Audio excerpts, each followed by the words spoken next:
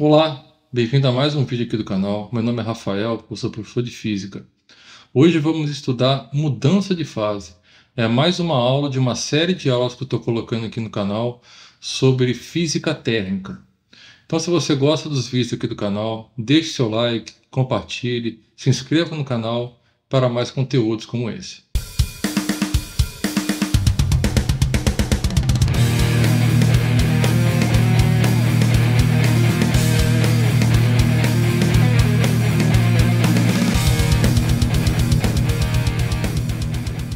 Uma substância pode se apresentar em três fases principais, né? Quais são elas? O estado sólido, líquido e gasoso. A literatura mais moderna já traz o estado de plasma como o quarto estado da matéria.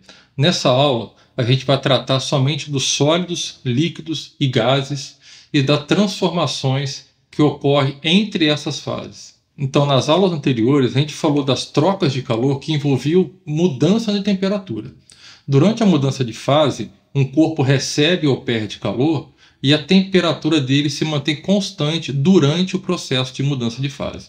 É isso que a gente vai ver aqui hoje. No estado sólido, as moléculas se encontram mais próximos uns dos outros. Então, tem uma força forte ligando essas moléculas. Assim, os sólidos eles possuem uma forma própria, né? E oferecem uma certa resistência à deformação. Na maioria dos sólidos, os átomos eles se organizam de uma forma regular, tá? Que a gente chama de rede cristalina. Então, a forma com que os átomos se organizam nos sólidos se repete, né? Como na figura do lado aqui, ó. Né? Essa forma aqui de cima aqui, ó, vai se repetindo ao longo de toda a estrutura do sólido. Então, esse aqui é um exemplo de um sólido, né? Ele, se repara que ele possui uma forma própria. Eu posso deformar ele, né? Mas ele tem a forma própria dele. O que isso significa? A gente pode ver isso aqui através do FET colorado, né? Repara que aqui as moléculas elas estão em constante movimento, né? Estão sempre agitadas, mas a estrutura geral possui uma forma própria. Então, um sólido possui uma forma própria e apresenta resistência à deformação. Quando eu passo isso aqui para o estado líquido, o líquido, diferente do sólido, ele não tem uma forma própria, né? A forma dele é a forma do recipiente que ele ocupa. Por exemplo, eu tenho esse copo d'água e aqui essa água ela tem um volume bem definido, né? O líquido, então o líquido ele tem um volume bem definido, mas a forma dele é sempre a forma do recipiente que ele ocupa. Se eu mudar, por exemplo, desse copo para esse, o volume da água não mudou, mas agora a nova forma do líquido é a forma do recipiente que ele ocupa. Então o líquido não possui uma forma definida, mas possui um volume definido, ok? No líquido, a força entre as moléculas é mais fraca do que nos sólidos. Então as moléculas elas podem se movimentar mais livremente do que nos sólidos, né? Então repara que um líquido ele escoa, né? Quando eu coloco em algum lugar, ele escoa, diferente do sólido, né? Que ele tem sempre a forma própria dele. Nos gases, a ligação entre as moléculas é mais fraca do que nos líquidos e do que nos sólidos. Então ele não possui nenhuma forma bem definida e nenhum volume bem definido. Por exemplo aqui, se eu pegar e aumentar esse volume, ele ocupa todo o novo volume do recipiente, tá? Então, por exemplo, se eu pego um gás que está numa garrafa de 2 litros e coloco numa garrafa de 5 litros, ele vai ocupar todo o novo volume que são 5 litros, tá? Então o gás não possui uma forma definida e nem um volume definido, tá? No estado gasoso, a força entre as moléculas é ainda menor do que no estado líquido. Por isso que eles não têm nenhuma forma definida e nenhum volume definido. Quando eu tenho algo no estado sólido, né, vamos pensar agora em substâncias simples. Tá? Eu vou pegar nesse exemplo aqui, eu tenho gelo. Então aqui repara na estrutura do sólido que a gente viu ali atrás, né? No caso aqui o gelo.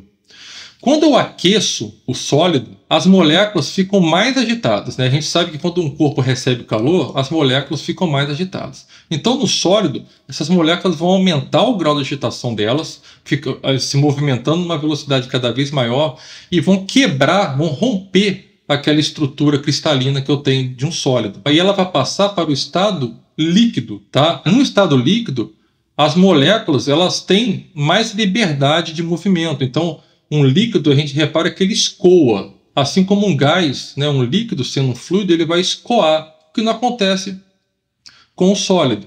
Tá? A mudança do estado sólido para o estado líquido é chamada de fusão. E do estado líquido para o estado sólido, solidificação. O processo de fusão e solidificação em uma substância simples ocorre a uma temperatura definida. Por exemplo, vamos dar um exemplo aqui no gelo. O gelo ele vai fundir a 0 graus Celsius. Quando eu tenho gelo a 0 graus Celsius, ele começa a receber calor, ele vai entrar no processo de fusão e durante esse processo de fusão não há alteração de temperatura do sólido. Só depois que ele fundir totalmente, eu vou ter água no estado líquido a 0 graus Celsius. Se continuar recebendo calor, aí começa a aumentar a temperatura. Porque toda a energia que ele está recebendo, ele vai usar para poder quebrar essa estrutura cristalina do sólido. Então ele não vai alterar a temperatura dele. Então durante a mudança de fase, não há mudança de temperatura. Tá? Isso vale tanto para fusão quanto para solidificação. Tá?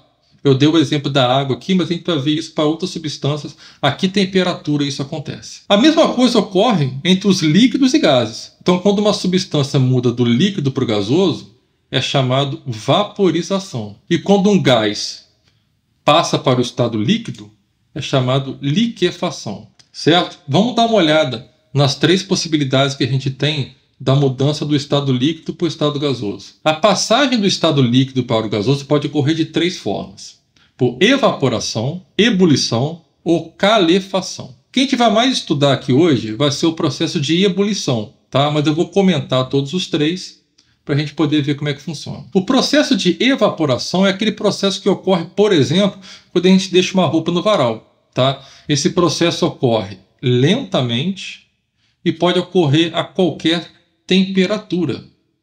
Né? Quando eu deixo uma roupa no varal, o que acontece? As moléculas de água recebem calor. E conforme elas vão recebendo calor, elas ficam mais agitadas e elas podem se desprender do líquido, né? Então formando gases. Então elas vão do estado líquido para o estado gasoso, mas não tem uma temperatura definida para isso acontecer. Tá? Isso acontece de uma maneira lenta. Então esse é o processo de evaporação. E no exemplo que eu estou usando aqui, a evaporação é da água. Ebulição. A ebulição ocorre mais rapidamente e ela tem uma temperatura bem definida para acontecer. No exemplo da água, a água passa do estado líquido para o estado gasoso por ebulição a 100 graus Celsius. Então, no exemplo que eu tenho aqui, ó, eu tenho uma panela com água que eu coloco no fogo. A água recebe o calor do fogo, sua temperatura aumenta, as moléculas ficam cada vez mais agitadas. Quando chega a 100 graus Celsius, isso tudo eu estou falando, a pressão de 1 atm, tá? Que é a pressão atmosférica no nível do mar, chega a 100 graus Celsius, ela vai passar do estado líquido para o estado gasoso. Então a água, como substância simples, né, H2O, ela muda do estado líquido para o gasoso a 100 graus Celsius. E toda substância simples ela tem uma temperatura bem definida para passar do estado líquido para o estado gasoso. Nesse processo, em que ocorre uma temperatura bem definida, é chamado de ebulição, que é o processo que a gente vai estudar aqui hoje. Tá? Então a gente percebe que a água, por exemplo, ela só começa a ferver quando ela atinge uma determinada temperatura. Abaixo disso ela não vai ferver. O outro processo que existe para passar do estado líquido para o gasoso é o chamado calefação. Na calefação é quando eu jogo, por exemplo, água. Eu jogo numa chapa quente, igual está na figura aqui, e a chapa está a uma temperatura muito maior do que a temperatura em que aquele líquido iria passar do estado líquido para o estado gasoso. Então, quando ela entra em contato ali com o líquido, ela já é convertida em vapor em poucos instantes. Tá? Então ela também ocorre rapidamente, porque eu estou colocando um líquido em uma superfície em que a temperatura já está muito mais elevada do que a temperatura em que ele iria passar do estado líquido para o estado gasoso. Tá? Então esse é o processo de calefação. Então aqui um resumo de tudo que a gente falou. Né? Quando eu tenho uma substância no estado sólido, ela começa a receber calor, as moléculas ficam mais agitadas, e isso rompe aquela estrutura cristalina, né, que eu tenho, e ela vai fundir. Então esse processo do sólido para o líquido é chamado fusão, e durante a fusão eu não tenho mudança de temperatura. Quando ele vai para o estado líquido e o líquido continuar recebendo calor, ela vai passar para o estado gasoso. A mudança do estado líquido para o estado gasoso é chamada vaporização. Tá? E a gente viu os processos ali em que isso pode acontecer. Eu posso também ter um processo chamado sublimação, que é quando um sólido ele vai direto para o estado gasoso. Tá? Um exemplo disso é o chamado gelo seco, né? Que na verdade é o CO2, né? O dióxido de carbono. Ele vai direto, né? Aqui eu tenho um exemplo, ele está no estado sólido, aqui, e ele vai para o estado gasoso. Tá? Outro exemplo também é a naftalina. Muita gente gosta de colocar naftalina na gaveta, em vários lugares, e ela simplesmente desaparece. Ela não vai para o estado líquido. Então, quando você tem a naftalina lá e depois você vê que ela não está mais lá, ela foi para o estado gasoso. Então, o contrário também pode acontecer, né? Do estado gasoso para o estado líquido. O processo é chamado de liquefação, e quando uma substância vai do estado líquido para o sólido, solidificação. Tá? E ela pode também ir do gasoso direto para o sólido, que é chamado também de sublimação ou sublimação inversa. Durante o processo de mudança de fase, não há variação na temperatura. Então, aquela quantidade de calor que a gente estudou nas aulas anteriores, ela estava vinculada à variação de temperatura. Um corpo recebe calor, sua temperatura aumenta, um corpo perde calor, sua temperatura diminui. Aquela relação não serve durante a mudança de fase. Então, para isso, a gente define o calor específico latente ou o calor latente, que ele me diz a quantidade de calor que uma certa massa de substância precisa trocar para mudar de fase.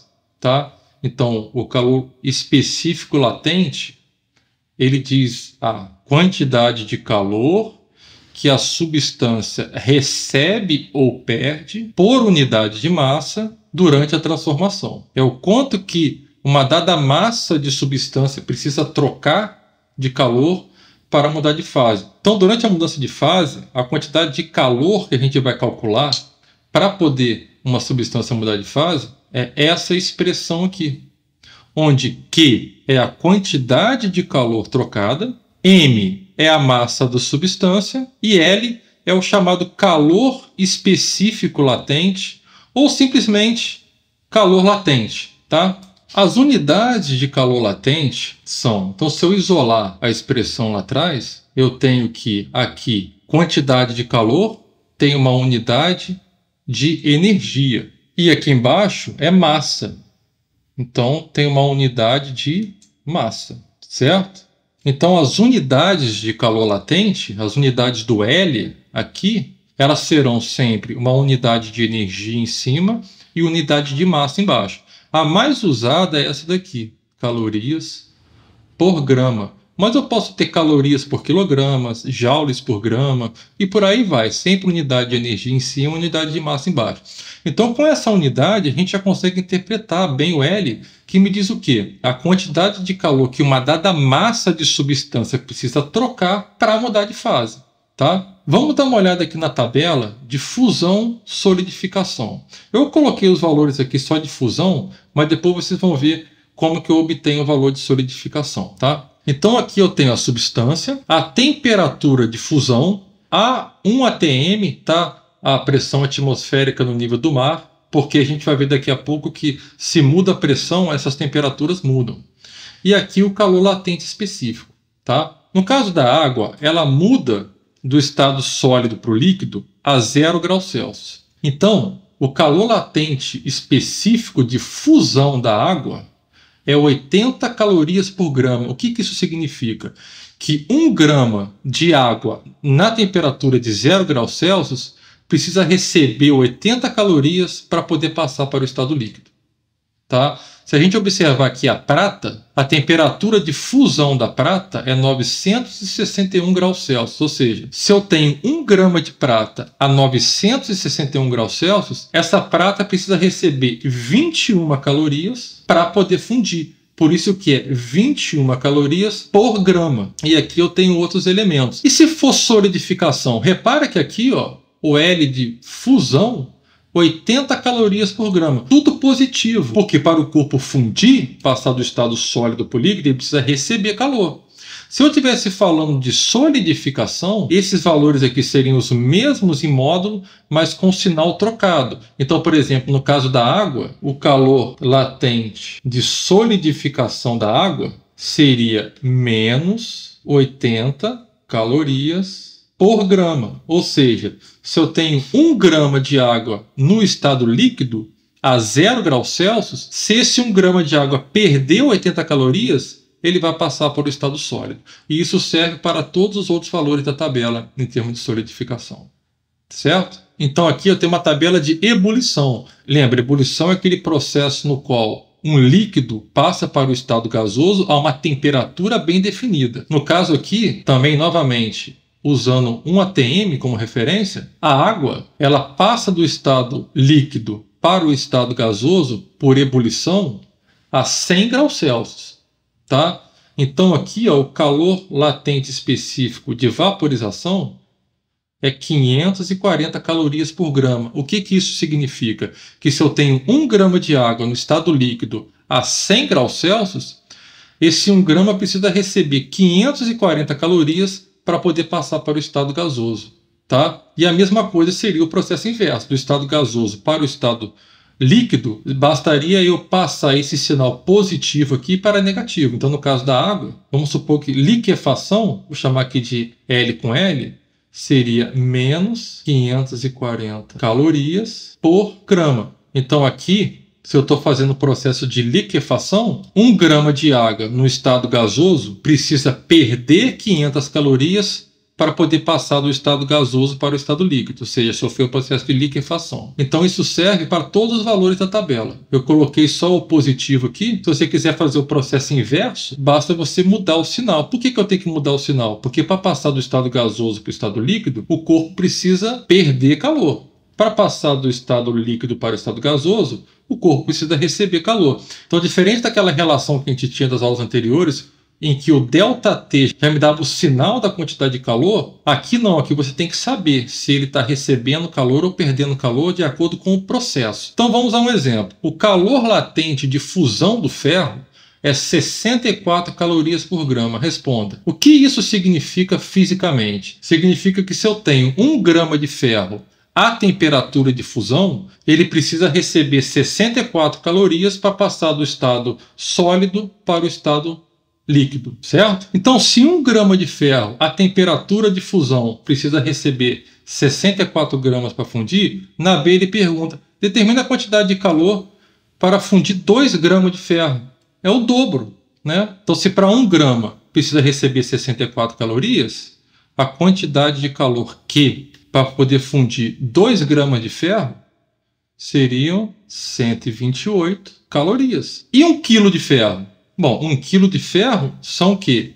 1000 gramas de ferro. Então, para fundir 1 quilo de ferro, basta multiplicar por 1000. Então, vai ser 64.000. Estou fazendo esse exercício simples para a gente, pelo conceito, entender de onde vêm as relações, certo? Então, é por isso que a definição do Q, no caso da mudança de fase, é M vezes L. Porque quanto maior a massa, mais calor eu preciso para poder mudar aquela substância de fase. Certo? Então vamos dar uma olhada na curva de aquecimento e resfriamento. Então essa aqui é uma curva de aquecimento. Repara que conforme o corpo recebe calor, esse eixo aqui me dá a quantidade de calor recebida por ele. E aqui a temperatura. Então, inicialmente, eu tenho uma substância no estado sólido, tá? Nesse ponto aqui, ó, e diz que ela tem uma temperatura, mas ela não recebeu nenhum calor, tá? Então, conforme ela começa a receber calor, a temperatura dela aumenta, até ela chegar nesse ponto aqui que associa uma temperatura mais elevada do que essa, né? Então a temperatura dela aumentou daqui para cá, e ela recebeu uma quantidade de calor. Ela chega na temperatura em que ela vai fundir. Durante o processo de fusão, repara que a temperatura dela não muda, ó. Ela recebe calor daqui para cá, mas a temperatura dela se mantém constante. Depois ela continua recebendo calor, a temperatura dela vai daqui para cá, né? Aumenta a temperatura dela e ela recebeu calor. E até ela chegar a uma temperatura em que ela vai sofrer ebulição, né? E ela continua recebendo calor aqui, ó, daqui para cá, mas a temperatura dela não se altera. Então, durante o processo de ebulição, ela recebeu calor e a temperatura dela não se alterou.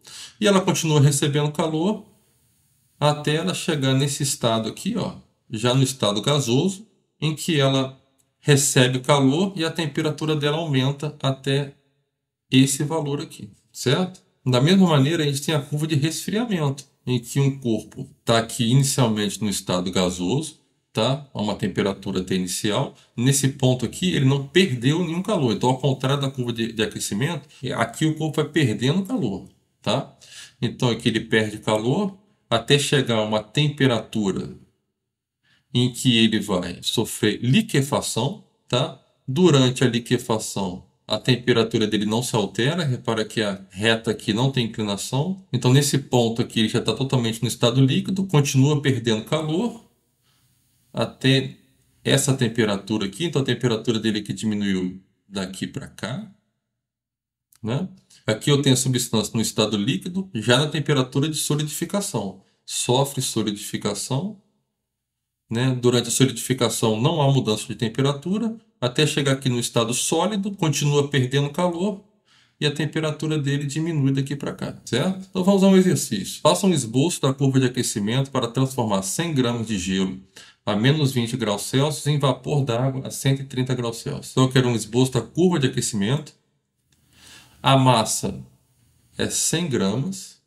Para transformar gelo, ou seja, água no estado sólido, a menos 20 graus Celsius, em vapor d'água, ou seja, água no estado gasoso, a 130 graus Celsius. Vamos lembrar que quando há variação de temperatura, a gente tem que usar Q igual a mc ΔT, né? Onde Q é o calor trocado, M, a massa da substância, C, o calor específico e ΔT, a variação de temperatura. E durante a mudança de fase, a gente usa Q igual a mL. Não há variação de temperatura.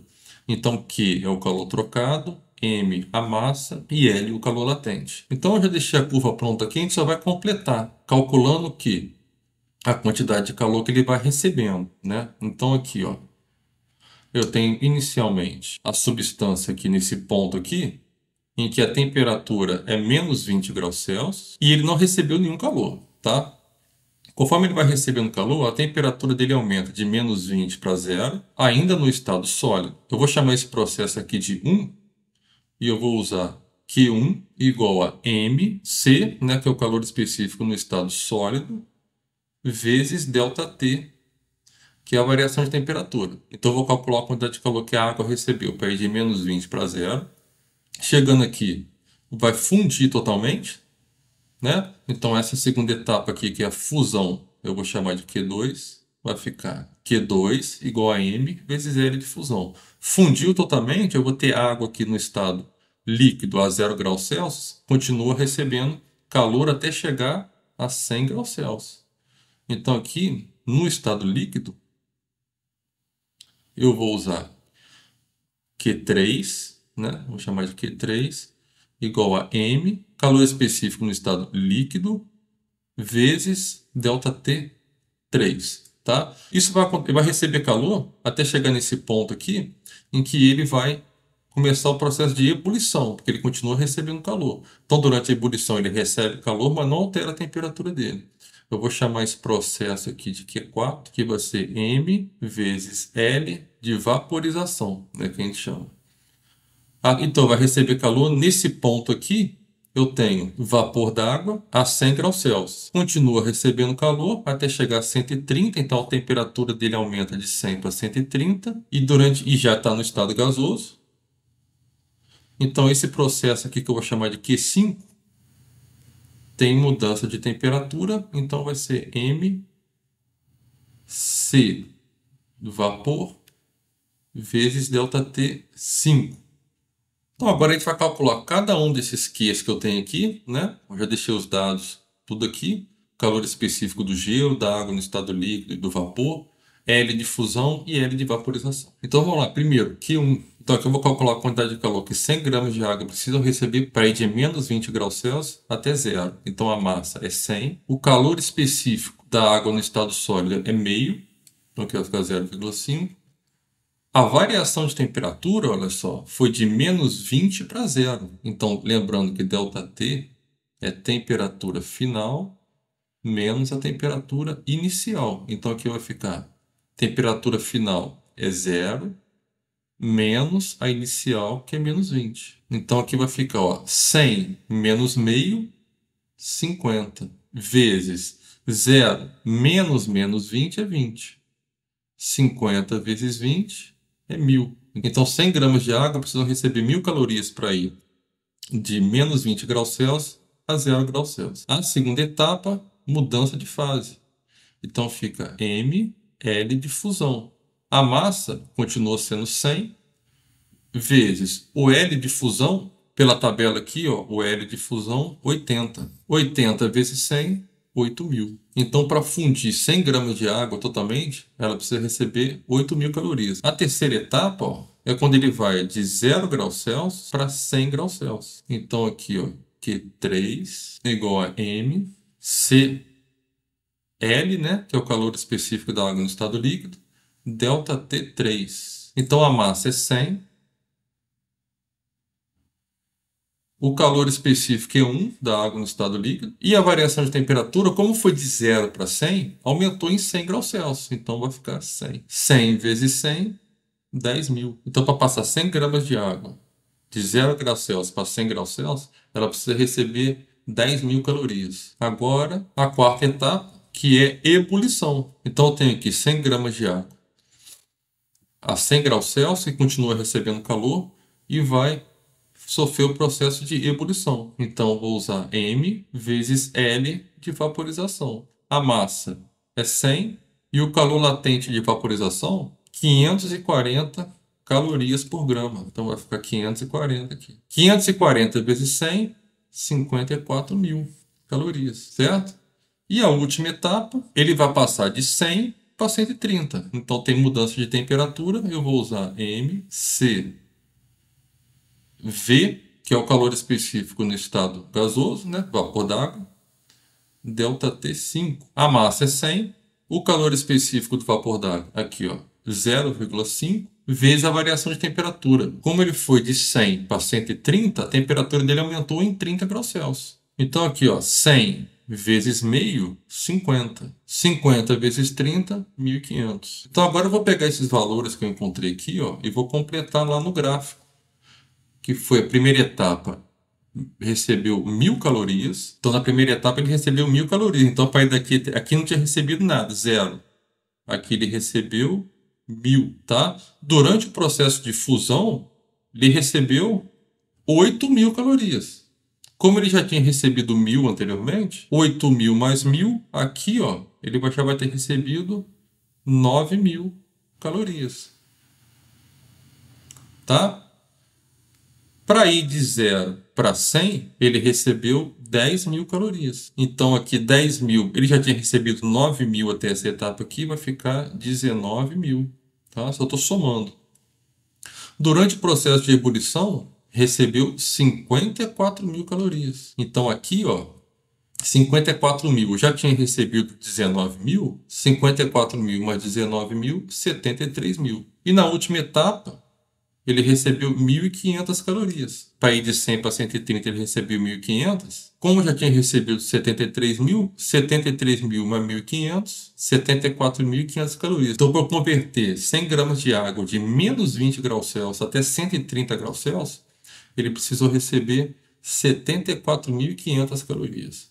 Certo? Então, essa é a chamada curva de aquecimento da água. Tá? Então, agora vamos falar da influência da pressão na temperatura de mudança de fase. A gente analisou anteriormente uma tabela em que eu tinha os valores da temperatura de mudança de fase, certo? Aquilo era para 1 atm. Então, se eu mudo a pressão, essas temperaturas mudam. Geralmente, durante a fusão, uma substância aumenta o seu volume. Consequentemente, se eu aumentar a pressão sobre essa substância, a temperatura de fusão também aumenta. Então, em uma substância que o volume aumenta durante a fusão, o aumento da pressão acarreta o aumento na temperatura de fusão. Por outro lado, existem substâncias como a água que durante a fusão o volume dela diminui. Então, nesse caso, o aumento da pressão acarreta a diminuição na temperatura de fusão, certo?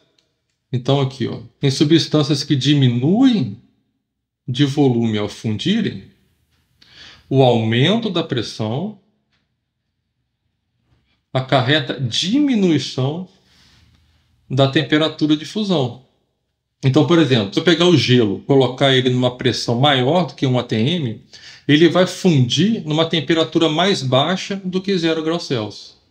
Tá? No caso da ebulição, a maioria das substâncias aumenta o seu volume quando está passando do estado líquido para o gasoso. Assim, o aumento da pressão acarreta o aumento na temperatura de ebulição.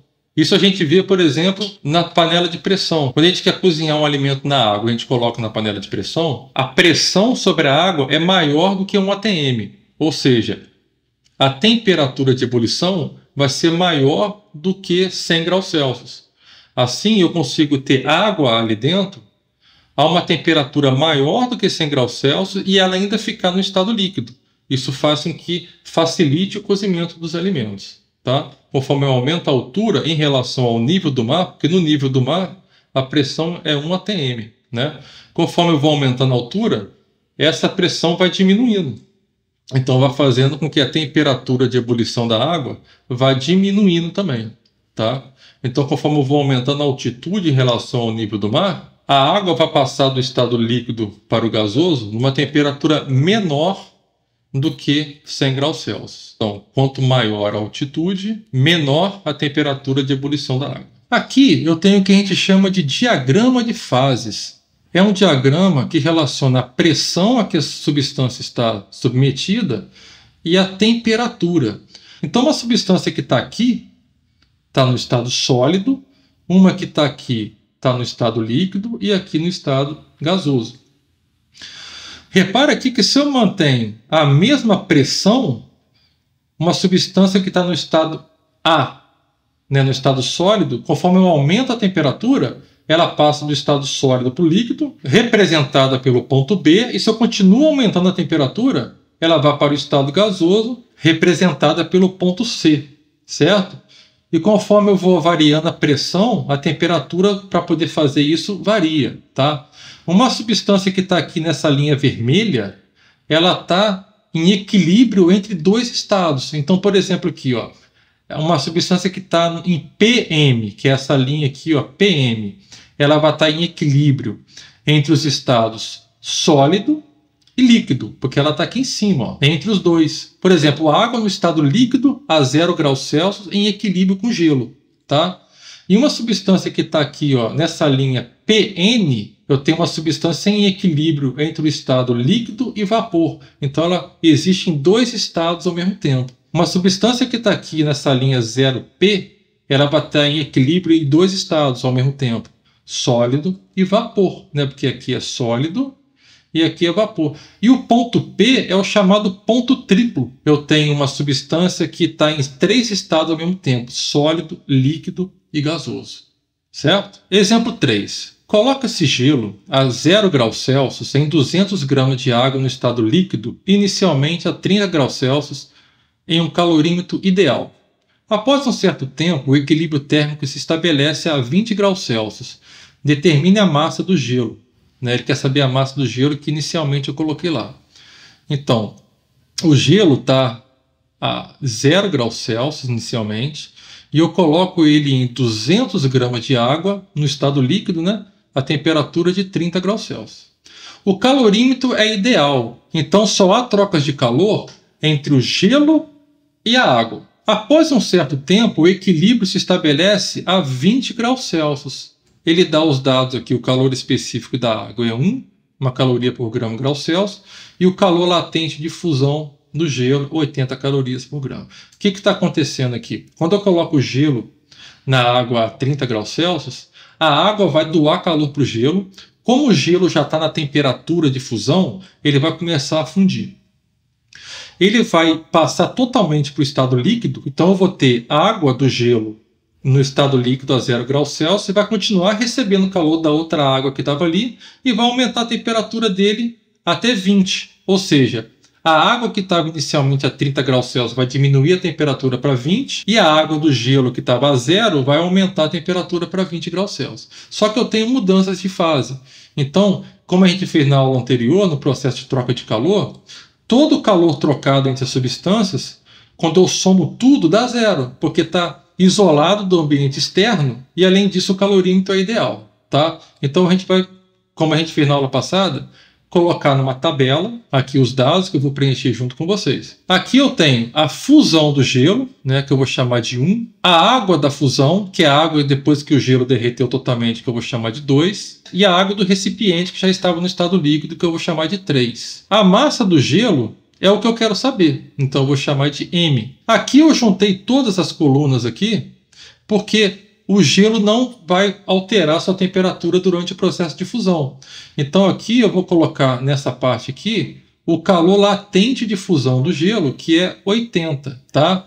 A água de fusão, todo o gelo que derrete ali vai virar água, mas vai manter a mesma massa. Tá? A massa não é alterada.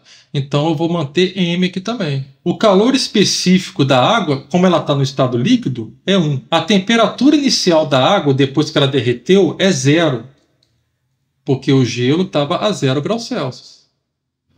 E a temperatura final é 20, que é a temperatura de equilíbrio. A água que já estava no recipiente tem uma massa de 200 gramas. O calor específico é água no estado líquido, então também é 1. A temperatura inicial dela era 30 e a temperatura final é a mesma, porque vai atingir o equilíbrio térmico a 20 graus Celsius. Então vamos colocar aqui já a variação de temperatura. Ó. A água, depois que fundiu, ela vai aumentar a temperatura dela de 0 para 20, ou seja, o ΔT é 20 graus Celsius. E a água que estava no recipiente, a temperatura dela vai diminuir de 30 para 20. Ou seja, a variação de temperatura dela é sempre final menos inicial, 20 menos 30 menos 10. Certo? Então o que a gente vai fazer? A mesma coisa que a gente fez na aula passada. Então se você nunca fez um exercício de trocas de calor no calorímetro, assiste a aula passada que está aqui na descrição desse vídeo. Então eu vou fazer aqui Q1 mais Q2 mais Q3, isso é igual a 0. Então a troca de calor só ocorre entre o gelo e a água. Tá? Q1 é o calor de fusão do gelo aqui. É a quantidade de calor que o gelo precisou receber para fundir totalmente. Como que eu sei que ele fundiu totalmente? Porque a temperatura final de equilíbrio foi 20 graus Celsius. Tá? Então aqui eu vou usar M vezes L de fusão. Agora ele já fundiu, ou seja, ele vai aumentar a temperatura de 0 até 20. Então eu vou usar MC2 vezes ΔT2. Tá? Porque esse aqui eu estou pensando na água que veio da fusão. Agora o Q3 é a água do recipiente, que estava a 30 graus Celsius. Então Q3 vai ficar M3 vezes o calor específico da água vezes a variação de temperatura dessa água é igual a 0. Então agora é só pegar os dados que eu tenho aqui e substituir. Esse M é o que eu quero saber, então eu vou deixar M mesmo. O calor latente de fusão está aqui, ó, 80. Mas a massa é a mesma massa que eu quero saber. O calor específico da água, como está no estado líquido, é 1. A variação de temperatura da água que veio da fusão está aqui, ó, 20. Mais a massa da água do recipiente está aqui, 200. O calor específico da água, como é água no estado líquido, é 1. E a variação de temperatura já está aqui, ó. Da água que veio do recipiente, que é o índice 3 aqui, menos 10. Tudo isso igual a 0. 80 vezes M, 80M. Mais, ó, 20 vezes 1, 20. Vezes M, 20M. Mais 200 vezes 1, 200.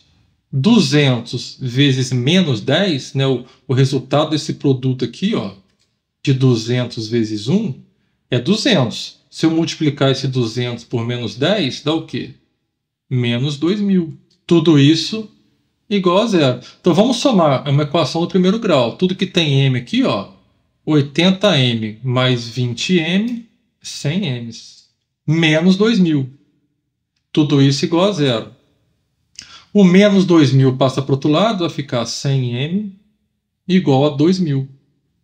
Passando 100 dividindo, aqui, ó, eu vou ter que M é igual a 2.000 dividido por 100. 2.000 dividido por 100 é 20. Então, a massa inicial do gelo que eu coloquei ali, 20 gramas. Certo? Uma questão que envolve trocas de calor com mudança de temperatura e com mudança de fase. Certo? Então é isso.